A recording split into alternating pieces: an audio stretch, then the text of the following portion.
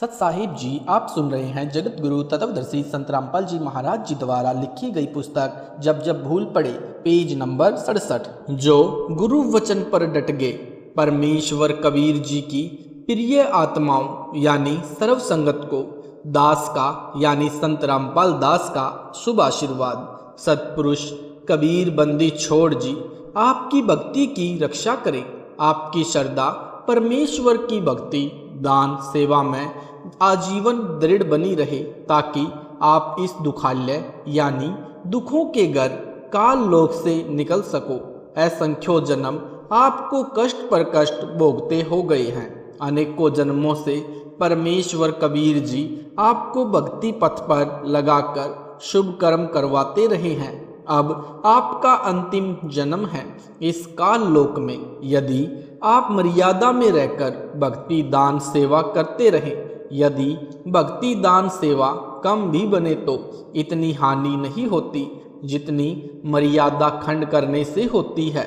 यदि आप मन लगाकर प्रथम मंत्र की एक माला प्रतिदिन कर लोगे और 5 माला सतनाम व सार नाम की कर लोगे, यानी जब तक सार नाम नहीं मिलता तब तक सतनाम की 5 माला और सार नाम मिलने के बाद सार नाम की 5 माला मन लगाकर एकाग्र चित्त से कर लोगे।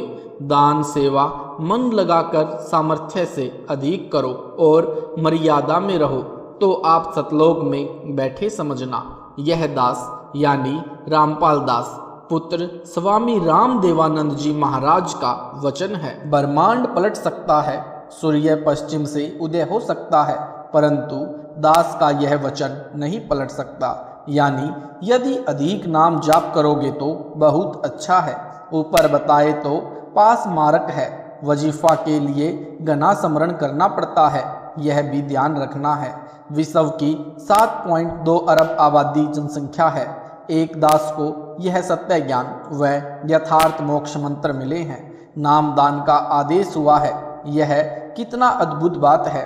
आप बच्चे हो, कभी ऐसे विचार नहीं करते। आप तो अपने को ही नहीं पहचानते। दास का पहचानना तो आपके वश की बात ही नहीं है। यह भी दास को ही बताना पड़ता है, तब आप समझ सकते हो। आपको वो अनेक आत्मा हो जिनके विषय में संत गरीबदास जी ने कहा है, गरीब लख बर सूरा जूझ ही लख बर सावत दे, लख बर जति जहान में तब सतगुरु शरणा ले। इस वाणी के अर्थ को आप बहुत बार सुन चुके हैं। समझ लेना कि आप कौन हैं। अब आपको सतगुरु जी ने शरण में ले लिया है। इस अवसर को चूकना मत, नहीं तो गरीबदास यह वक्त जाता है रोवोगे इस पैरे नु। दास कौन है यह भी संकेत दास ने ही देना पड़ेगा, जिसके विषय में परमेश्वर के लाल संत गरीबदास जी ने निम्न वाणी कही है। गरीब तत्व भेद कोई ना कह रे झुमकरा, पैसे ऊपर नाच सुनो रे झुमकरा, कोट्यों मध्य कोई न रे झुमकरा, अरबों में कोई गरक सुनो रे झुमकरा। विश्व की 7.5 अरब से ऊपर जनसंख्या में दास से अतिरिक्त किसी के पास यह ज्ञान व भक्ति विधि नहीं है। आप दास को हल्के में मत लो, अन्यथा 600 वर्ष पुरानी गलती फिर कर बैठोगे। जब परमेश्वर कबीर जी काशी नगर में जुलाहे रूप में प्रकट थे, संगत को विश्वास नहीं हुआ कि ये निर्धन अशिक्षित जुलाहा परमेश्वर है। तब परमेश्वर ने लीला की थी। एक बेटी को, यानी जो कर्म की मार से वेश्या बनी थी, हाथी पर बैठाया, बोतल में गंगा जल भरा था। आपने उसे शराब समझा था। वेश्या के गले बाँह डाले हुए शराब पीते हुए परमेश्वर को आपने भड़ुआ यानी बेशरम व्याभिचारी समझा था। अपना अनमोल अवसर गंवाकर अब तक धक्के खा रहे हो। पूर्व वाली भूल से शिक्षा लेकर सतर्क होना चाहिए। Page number 68। परमेश्वर कबीर जी ने वर्तमान में आपके लिए ऐसे उपकरण टीवी चैनल व मोबाइल में बनवा दिए हैं जिनसे आप सत्संग सुन सको। घर बैठे सफर में कभी भी ज्ञान सुन सकते हो। ज्ञान 1 नंबर का दास ने आपको बता दिया है, फिर भी आपकी बुद्धि विकसित नहीं होती है तो दुर्भाग्य की व दुख की बात है। दास के पास कई बार शिकायत आती हैं कि कुछ भक्तजन व भक्तमती कहते हैं कि जो संदेश मैनेजमेंट भेजता है यह गुरुदेव का नहीं होता, कमेटी वाले अपनी ओर से डालते हैं। जो मैसेज हमें मिलता है वह भक्ति मार्ग में नहीं चलता। यह नहीं, वह नहीं, ऐसा क्यों है, वैसा क्यों है, गुरुदेव को मैनेजमेंट गुमराह कर रहा है, आदि आदि। इस शंका का समाधान इस प्रकार है। यदि किसी को लगे कि वो मैसेज आया है यह गुरुजी की आज्ञा से है या नहीं, इसकी जांच करनी आसान है। दास प्रतिदिन पुराने घर पर फोन करता है। आप दास के पुराने परिवार से जांच कर लिया करो कि यह मैसेज गुरुदेव जी की आज्ञा से है या नहीं। यदि उत्तर हाँ में है तो उसका पालन करो। रही बात यह कैसे वह कैसे, कभी वोट डालने का मैसेज, कभी किसी आरक्षण में समर्थन मैसेज, आदि आदि, यह भक्ति मार्ग में नहीं चलता। यह उसकी यानी जो ऐसा मानता है अज्ञानता है। वह तत्व ज्ञान से पूर्ण परिचित नहीं है। उसे ज्ञान अच्छी तरह समझना चाहिए या पुराने भक्तों की नकल कर लेनी चाहिए। ध्यान रखना चाहिए कि भाई जो गुरु वचन पर डट गए कट गए फंद 84 के, रकट गए फंद 84 के। एक उदाहरण पर्याप्त है दास के संकेत को समझने के लिए। गोपी चंद तथा भर्तरी दोनों मामा भांजा थे, यानी भर्तरी जी गोपी चंद जी के मामा थे। दोनों राजा थे। प्रेरणा पाकर दोनों ने परमात्मा प्राप्ति के लिए राज त्याग दिया। परिवार में हाहाकार मच गई, परंतु पीछे फिरकर नहीं देखा। दोनों ने श्री गोरखनाथ जी को गुरु बनाया। गुरु जी से निवेदन किया, गुरु कल्याण करो, मुक्ति का मार्ग बताओ। गोरखनाथ जी ने उनको दीक्षा दी नाम जाप करने के लिए तथा कहा कि राजस्थान प्रांत के अलवर शहर में राजा का किला निर्माण अधीन है। यदि तुम मुक्ति चाहते हो तो जाओ, उस किले के निर्माण में निःशुल्क मजदूरी करो। अपने खाने के लिए अन्य मजदूरी करना जाइए। दोनों ने उसी वक्त गुरु जी के चरण छुए और लेकर कंबल चल पड़े।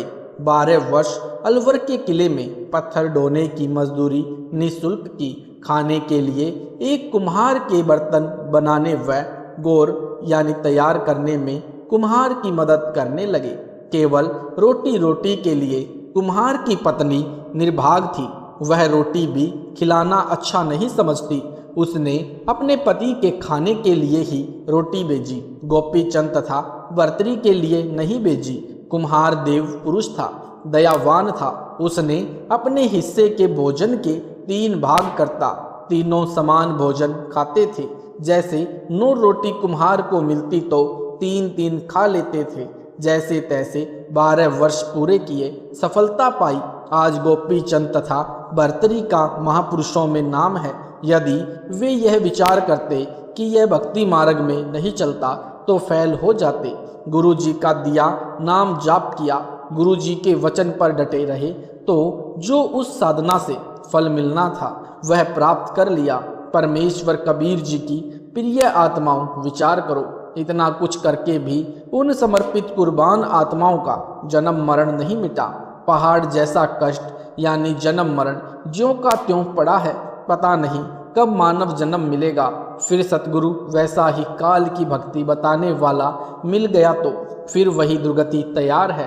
Page number 69। विशेष वे दोनों राजा थे। उनके परिवार को यह समस्या नहीं थी कि उनके घर त्याग देने से बच्चे भूखे मर जाएंगे। बच्चों को किसी वस्तु का अभाव नहीं था। गोपी चंद और भर्तरी के घर त्याग देने से अन्य जनता को कोई लाभ नहीं मिला, केवल अपना ही कल्याण करवाया। जितना गुरु गोरखनाथ कर सकता था। स्वर्ग गए हैं। स्वर्ग समय समाप्त होते ही 84 लाख प्राणियों के जीवन प्राप्त करने वाले चक्र में पड़कर करोड़ों जन्म भोगने के पश्चात मानव जन्म मिलेगा। अब दास की पहचान करो, कर सको तो।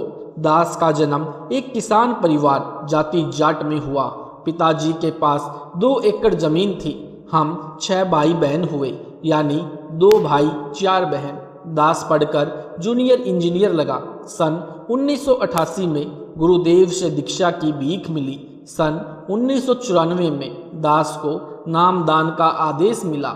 यह 1995 में दास के सामने 2 रास्ते थे, सत्संग पाठ करवाने वालों की संख्या बढ़ने लगी। नौकरी छोड़े बिना गुरुजी के वचन का पालन नहीं हो सकता था। दास के पुराने परिवार में 2 पुत्र यानी वीरेंद्र तथा मनोज तथा 2 पुत्री यानी मंजू तथा अंजू यानी बेबी, कुल 4 बच्चे हैं। अनारो देवी दास की धर्मपत्नी है। 1 एकड़ जमीन, 2 बच्चों यानी वीरेंद्र बेटा व अंजू बेटी का विवाह 1994 में किया। 2 बच्चे यानी बेटी मंजू व बेटा मनोज छोटे थे, पढ़ रहे थे। नौकरी ही एकमात्र रोजगार का साधन था। अनारो देवी एक भैंस रखती थी, उससे घर का घी दूध ही चलता था। कुछ दूध बेचती थी जो भैंस के चारे की पूर्ति ही करता था। 2 कमरे किराए पर चढ़ते थे, कभी किराएदार आते कभी खाली रहते थे। मई 1995 में दास 2 राह पर खड़ा हो गया। एक तरफ गुरुजी का वचन, दूसरी ओर 4 बच्चे और पत्नी की मौत। कई दिन ज्ञान मंथन करके गुरु वचन चुना। दास को गुरुदेव की कृपा से ज्ञान ठीक से समझ आ गया था। फिर तनख्वाह से 50% दान धर्म गुरुजी की आज्ञानुसार करने लगा था। अन्य सत्संगी कहते थे कि भक्त जी ऐसे कैसे काम चलेगा, बच्चों की ओर भी देख। दास धुन का पक्का है। जिस कार्य को करने की ठान ली किसी की नहीं सुनी। सोचा करता ये भक्तजन ज्ञान की बातें तो 1 नंबर की करते हैं, परंतु अमल एक आने का नहीं करते। वाणी तो यह कहती है कि गरीब सिर साटे की भक्ति है और कछु नहीं बात, सिर के साटे पाइये अविगत अलख अनाथ। ये दान करने वाले को दान से मना करते हैं। परमात्मा सिर दान करने से मिल जाए तो भी प्राप्त करना चाहिए। ये नकली भक्त हैं। दास दान दोनों हाथों से करता था, जिस कारण से धन संग्रह नहीं हुआ था। जब दास ने घर त्यागा उस समय शायद 2000 रुपये अनारो देवी के पास होंगे, वे भी दास से छुपाकर रखे होंगे।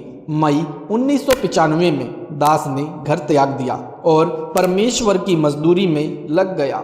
उसके बाद मुड़कर नहीं देखा, यानी नहीं देखा पीछे फिर के, जिस कारण से आज ये सतगुरु का बाग लग गया। लाखों पुण्यात्माओं को अपने परम पिता परमेश्वर कबीर जी की पहचान हो गई है। आगे तो गिनती नहीं कितने जीवों का पहाड़ जैसा कष्ट जन्म मरण का कहर समाप्त होगा, जिसका श्रेय पुराने परिवार को भी जाता है।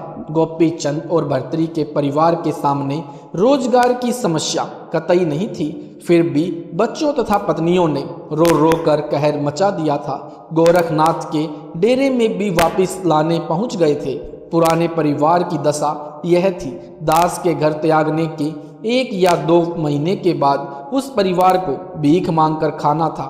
यह मुझे पता था, परिवार को नहीं था। Page number 70। फिर भी इन पुण्यात्माओं ने आह तक नहीं की, अन्यथा हाहाकार मच जाती। परिजनों को बुलाते, रिश्तेदारी इकट्ठी कर लेते। हम किसके सहारे रहेंगे, क्या खाएंगे? दास को विचलित कर सकते थे, जिस कारण मेरा जीवन तो नष्ट होना था, इस परिवार का भी मानव जीवन व्यर्थ जाता। आप यानी संगत का आज यह जो बाग लगा है यह नहीं लगता। आपका मानव जीवन नष्ट हो जाता। पुराने परिवार का आपके ऊपर जो बहुत बड़ा उपकार है, दास तो इस पुराने परिवार का सदा ऋणी रहेगा। यदि ये हाहाकार मचा देते तो न आप सुखी होते न दास मुक्त होता। यह सब बताने का दास का केवल इतना ही उद्देश्य है कि आप इस परिवार को स्नेह की दृष्टि से देखना, याद कर लेना। इसके उपकार को जब भी दिखाई दे तो यह कल्पना अवश्य करना कि ये उस परिवार के सदस्य हैं। दास के कहने का भाव यह नहीं है कि इनकी पूजा किया करना या माला डालकर सम्मान करना, नहीं, केवल इनके उपकार को ना भूलना। इसी से पुण्य के भागी बन जाओगे। गोपी चंद तथा भर्तरी ने घर त्यागा, न अपना कल्याण करवा पाए न अन्य जनता को लाभ दे पाए। दास ने घर परमात्मा प्राप्ति के लिए नहीं त्यागा, आप पुण्यात्माओं के कल्याण के लिए। एक परिवार 2 बेटे 2 बेटी छोड़ी थी। लाखों परिवार लाखों बेटे बेटी मिल गई। वह परिवार भी परमेश्वर कबीर जी ने जिंदा रखा, वह भी फिर मिल गया, यानी वह भी भक्त बन गया। तो अपना असली परिवार बन गया, सतलोक में बना रहेगा, नहीं तो यहीं पर 12 बाट हो जाना था। सर्वसंगत से निवेदन है कि इस पत्र को अमर कथा मानकर सुरक्षित रखना। जब मन यानी काल का एजेंट परेशान करे, इसे पढ़ लेना। यहाँ पर यह बताना भी अनिवार्य है कि इस महान परोपकार में अपने अपने सत्र की सहायता प्रत्येक भक्त और भक्तमती ने सिर धड़ की बाजी लगाकर की है। प्रत्येक का नाम लिखा जाए तो मोटा ग्रंथ बन जाएगा। आज भी सर्वसंगत पूर्ण समर्पित है। कुछ भक्त जन विचलित होते हैं, उनके लिए संजीवनी का काम यह पत्र करेगा। मैनेजमेंट कौन है? आप में से भक्त हैं, दास की आज्ञा का पालन करते हैं। दास रात कहता है तो वे रात कहते हैं, दिन कहता है तो दिन। अपनी ओर से कुछ नहीं कहते। वे तत्व ज्ञान से पूर्ण परिचित हैं। वे समझते हैं कि गुरुजी की आज्ञा को अनदेखा करना नरक में गिरने के समान है। जैसे किरका जहर का रंग होरी हो, कहो कौन तिस खाए राम रंग होरी हो। एक नया पैसा दुरुपयोग करना ये जहर के कण के समान खाना समझते हैं। यदि परमात्मा के पैसे में गड़बड़ करना जहर खाने के समान मानते हैं। जहर का एक कण ही बुरा हाल कर देता है। अधिक खाना क्या करता है सबको पता है। समय आने पर आप सबको पता चल जाएगा कि दास कौन है। आप केवल कबीर जी का वफादार कुत्ता दास को मान कर चलो, जो भौंक भौंक कर आप धनी लोगों को जगा रहा है, चोरी होने से बचा रहा है। जागते रहना, नाम का जाप करते रहना, जगत की बातों में न आना। भगत का मार्ग जगत से भिन्न है। जगत की रीति रिवाज सूखी शान भक्ति का नाश करने वाली है। इसलिए भाई, जो गुरु वचन पर डट गए, कट गए फंद 84 के, रकट गए फंद 84 के। वस्तु मिली ठोर की ठोर, मिट गई मन पापी की दौड़। बरम मिटे मथुरा काशी के, बरम मिटे मथुरा काशी के। Page number 71। कुत्ता हूँ गुरुदेव का, रामपाल दास का नाम। गले प्रेम की जेवड़ी, जहाँ खेचो तहाँ जाऊँ मैं। तो करो तो बावड़ू, दूर दूर करो तो जाऊँ। जोर राखो त्यों ही रहूँ, जो देवो सो खाऊं। बंदी छोड़ दयाल जी, तुम लग हमरी दौड़। जैसे काग जहाज का, सूझत और नठोर। आपका शुभ चिंतक रामपाल दास। पुराने परिवार की बेटी व अब भक्त परिवार की बेटी मंजू बाई ने निवेदन किया था कि गुरुदेव जी, कुछ भक्त उपरोक्त शंका करते हैं, उनको क्या जवाब दें, हमारी मानते नहीं हैं। उस बेटी से निवेदन है, इस पत्र को उनको दे दें और कहें कि यह गुरुदेव का आदेश है, इसे पढ़ो। इस पत्र को टाइप करवाकर सर्वसंगत में भेजा जाए। यदि कोई फिर भी शंका करता है तो वह भक्ति नहीं चाहता। बेटी मंजू ने कहा था कि भक्त कहते हैं कि आप यानी मंजू यहाँ आकर भक्तों को विश्वास दिलाओ कि जो मैसेज मैनेजमेंट भेजता है वे गुरुदेव के आदेश से किए जाते हैं।